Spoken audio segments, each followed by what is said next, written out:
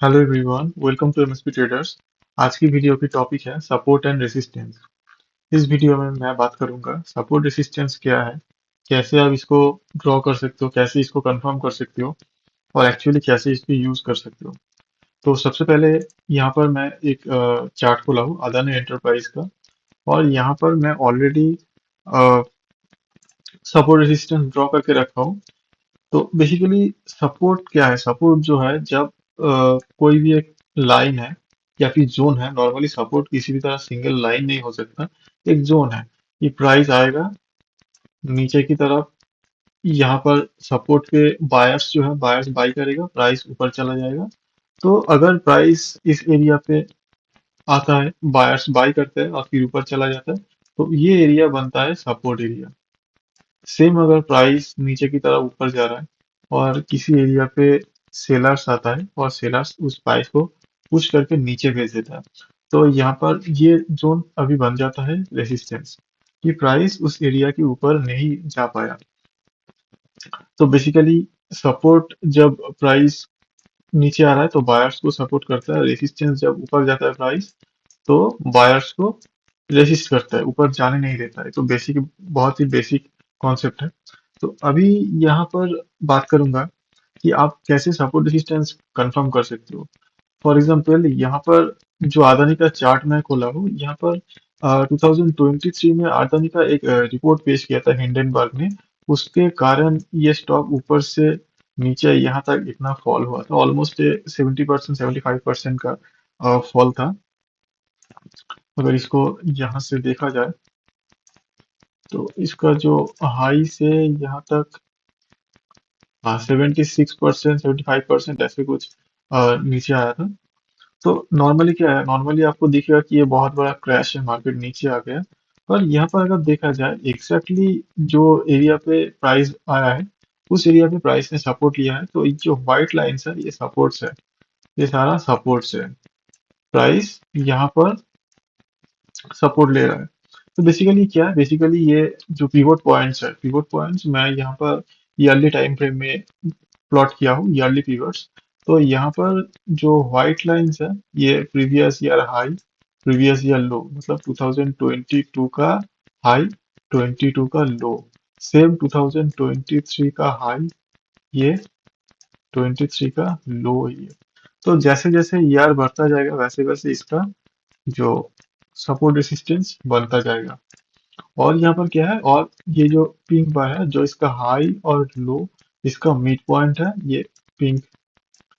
इसका हाई और लो, इसका मिड पॉइंट है पिंक, और पर्पल जो भी बोल सकते हो, हाई और लो का मिड पॉइंट पर्पल।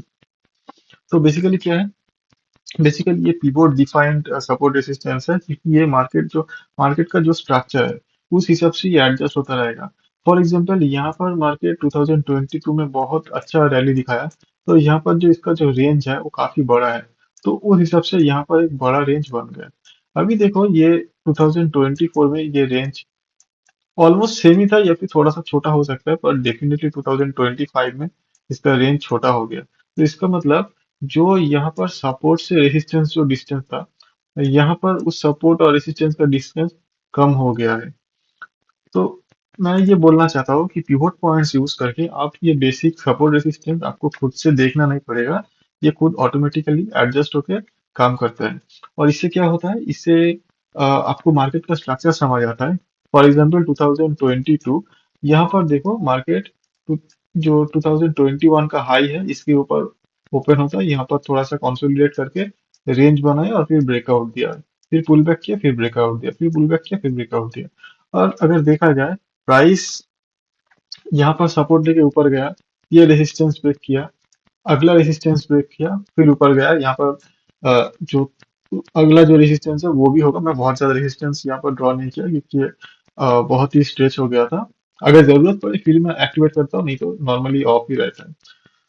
क्योंकि अब देखो मैक्सिमम टाइम प्राइस रेंज के अंदर ही है, तो यहाँ पर इस टॉप लेवल रेसिस्टेंस बहुत ही कम टच करता है। तो यहाँ पर थोड़ा सा एक्सेप्शनल केस था, तो यहाँ पर प्राइस ने बहुत ज्यादा पुश किया। तो मोरल ऑफ द स्टोरी ये है कि अभी यहाँ पर ये बन गया रेसिस्टेंस, प्राइस ड्रॉप किया, और ये प्रीवियस सपोर्ट था, प्राइस सपोर्ट लिया, यहाँ पर फिर से ऊपर जाना स्टार्ट किया, और यहाँ पर ये जो सपोर्ट था इसको सपोर्ट लिया, और सपोर्ट लेके इसी रेंज पे घुमा, तो यहाँ पर बेसिकली क्या हुआ, रेंज छोटा हो गया क्योंकि नैरो रेंज हो गया। फिर अगला साल यहाँ पर छोटा हो गया, तो अगर देखा जाए ये बेसिकली एक सपोर्ट और रेजिस्टेंस के बीच में चल रहा है।